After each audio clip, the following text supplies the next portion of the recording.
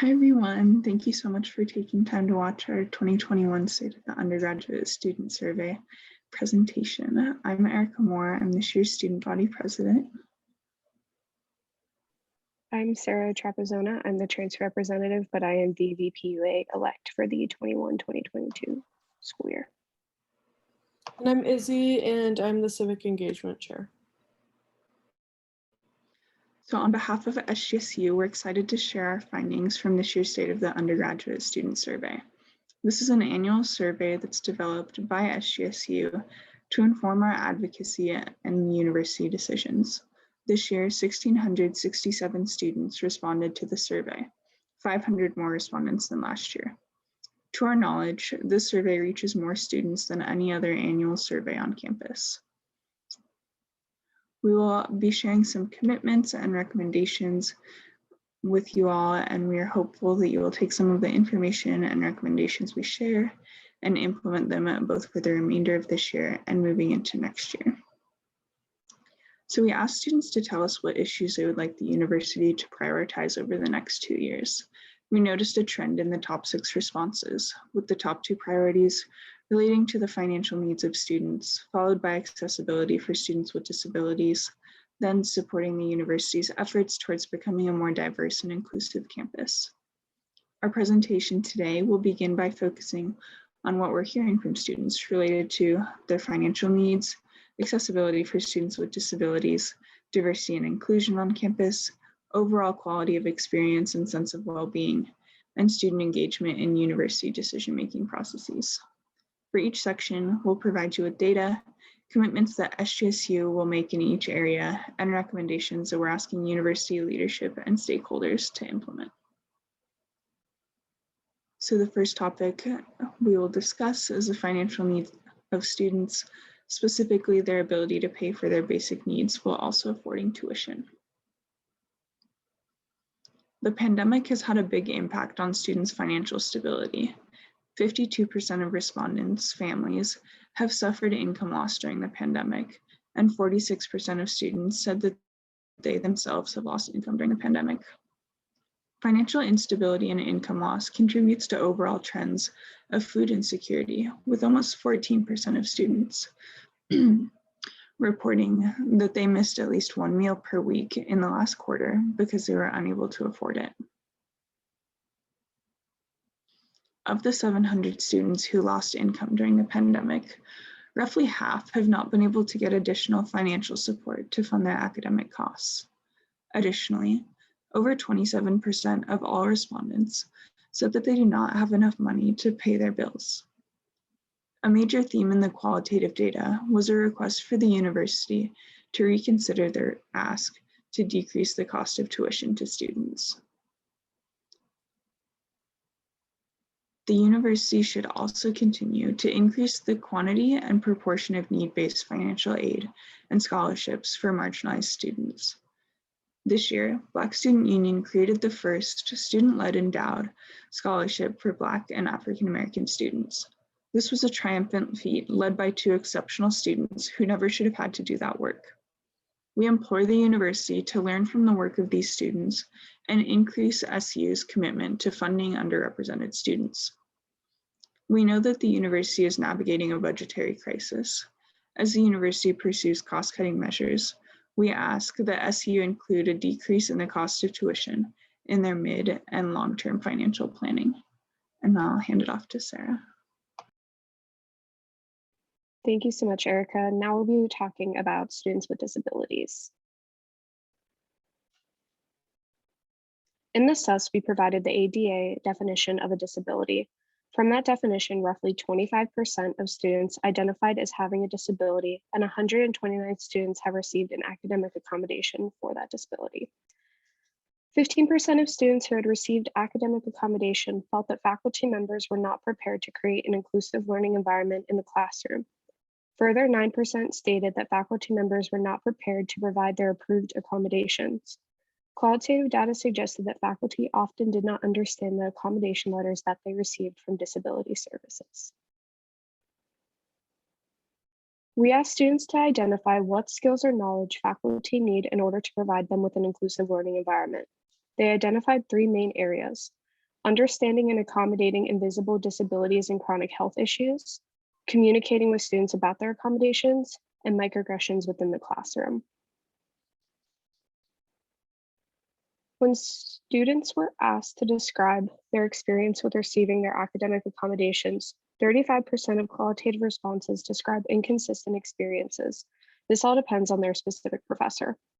Therefore, the desire to get professors more actionable and specific feedback regarding how they accommodate students said they would be most comfortable giving that feedback if it were integrated into their regular course evaluations.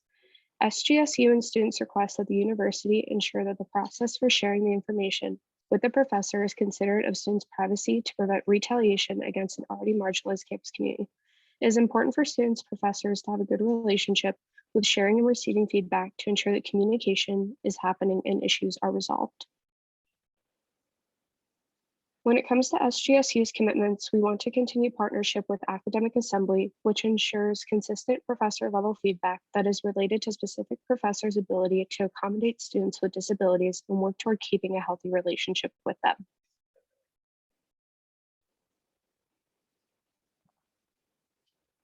With this information being said, students with disabilities feel strongly regarding the idea to provide more training and context around student accommodation letters for professors. Additionally, students want to continue communication in order to help find solutions to the problems that arise. I will now pass it to Izzy to talk about diversity and inclusion. Yes, we're going to look over diversity and inclusion at SU, specifically exclusionary behaviors, experiences of students of color, and diversity within the curriculum. When asked the question, within the last year, have you personally experienced any exclusionary behavior at SU? 12% of students who responded said yes, and this is down from 26% of students who said yes in 2020. For the students who answered yes, we asked them who was the source of this conduct, and 42% of students said 42% of students said students, 25% said faculty, and 9% said staff. And these percentages are all within 3% of the percentages from 2020. For those who indicated that they were students of color, we asked them a few separate questions to hear about their experiences at SU.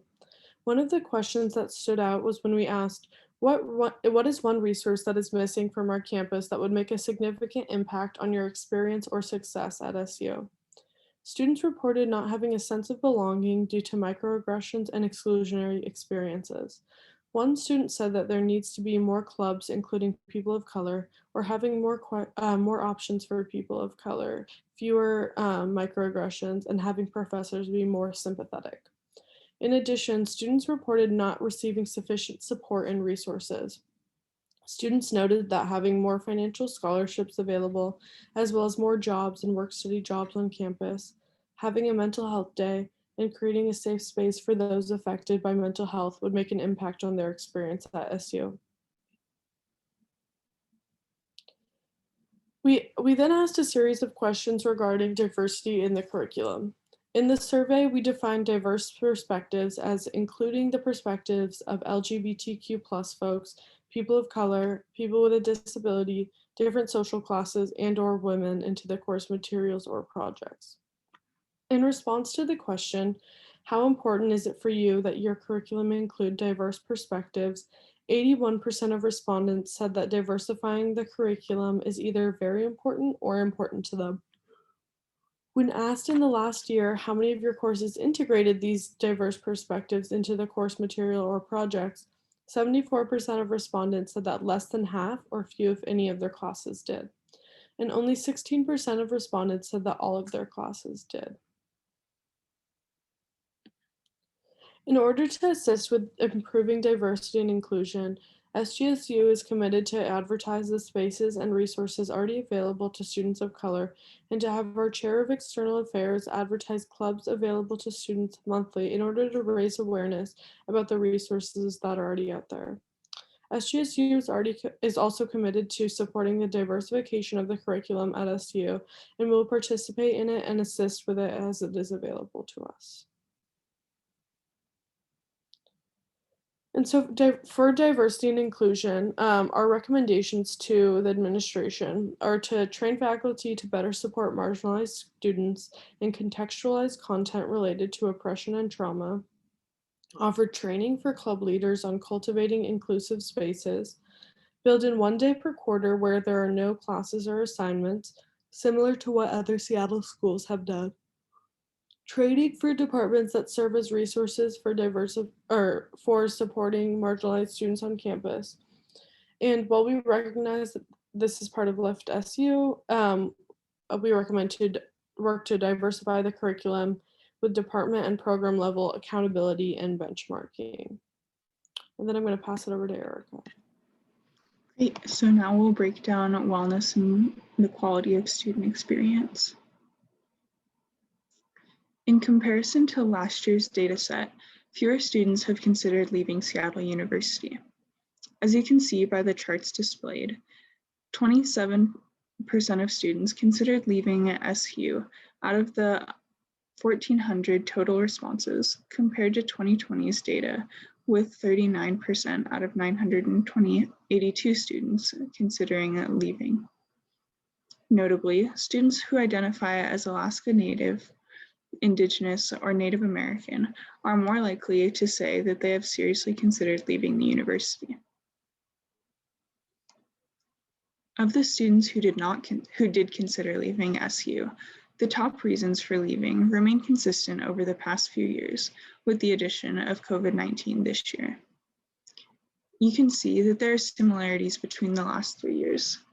The main reasons why students considered leaving Seattle University are either for a lack of sense of belonging, financial reasons, or personal reasons. This pattern is reflected over a 3-year span. Most students would like to feel not only welcome, but financially stable. In 2021, the top 3 reasons were lack of sense of belonging, financial reasons, COVID-19 pandemic, and personal reasons. 73% of students reported a decrease in the quality of their academic experience at Seattle U. We know that the university has cited a stable or slight increase in the ratings received on course evaluations since switching to virtual learning, which contradicts the data that we received on the SUS. We believe this discrepancy is due to the fact that the end of quarter evaluations are given within the context of the pandemic and the virtual learning environment, not in comparison to in-person learning.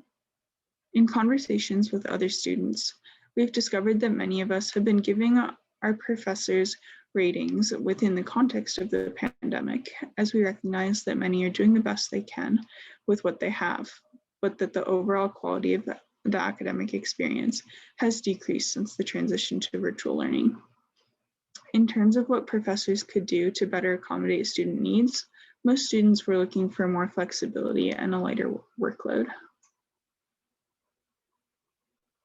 In addition to the quality of their academic experience, when asked how has your overall well-being changed since the beginning of the COVID-19 pandemic, 63% of students who responded said that they have experienced a decrease in their well-being. Then, in response to the question, how has the transition to virtual learning and engagement impacted your sense of belonging at SU? 59% of respondents said they saw a decrease in their sense of belonging after the transition to virtual learning. When we asked students which factors have had the most positive impact on your sense of belonging on campus, students were able to choose multiple options from a list, and we are displaying the 4 highest ranked ones. Their academic major or program had the most positive impact, followed by living in a residence hall and general campus environment, and then student club events. In light of this information, SGSU is committed to advertising community building resources and clubs to students. SGSU will continue to communicate student experiences with faculty, and SGSU will advertise and advocate for resources that are available to support students in their academic experiences. In order to support students in this difficult time, we recommend that faculty be flexible and understanding of student needs. We also recommend that professors pursue formative feedback from students about their courses outside of their course evaluations. And in light of the lack of belonging that some students feel at SU, we recommend prioritizing additional finances to support creation, advertising, and maintenance of clubs. We also recommend the encouragement and development of partnerships between academic majors and student affairs work. So finally, we will examine transparency in decision-making. We asked students which resources or opportunities they've accessed in order to engage with university decision-making processes. 25% of students reported that they had not utilized any of the resources regarding the university's decision-making processes. When we asked those students what would have been barriers to accessing information about the university's decisions through one of these sources, 41% of students said that they didn't know the resources were available.